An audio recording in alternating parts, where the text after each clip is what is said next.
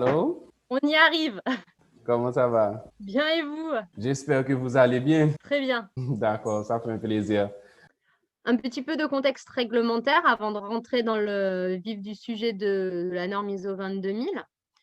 Donc, on va parler des normes ISO. L'ISO, c'est une organisation internationale de la normalisation. ISO, c'est l'abréviation américaine. Donc, il existe 4 normes relatives au système de management de la qualité. Donc, l'ISO 9000 version 2015.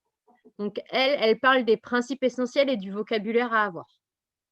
L'ISO 9001 va décrire toutes les exigences auxquelles doit répondre un système de management de la qualité. La dernière version en date est de 2015. L'ISO 9004, version 2018, c'est tous les conseils pour l'amélioration des performances du système. Et enfin, l'ISO 19011, version 2018, c'est une norme qui décrit comment auditer les systèmes de management.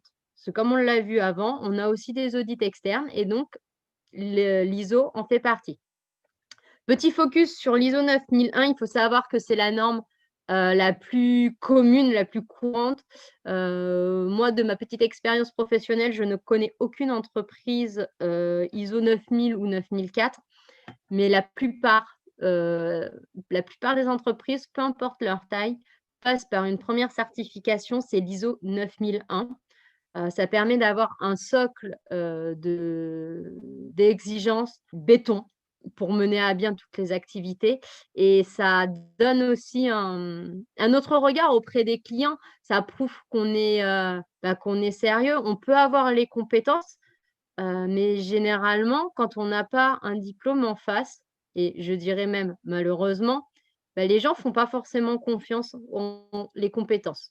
Et pour les entreprises, c'est pareil. Une entreprise peut avoir toutes les compétences du monde, mais si elle n'arrive pas à le prouver au travers d'une norme et de l'obtention d'une certification, le client va peut-être préférer aller voir l'entreprise à côté qui, elle, a la certification, qui travaille peut-être moins bien que vous, mais comme son système de management est reconnu officiellement par une norme ISO, c'est ce qui fera pencher la balance.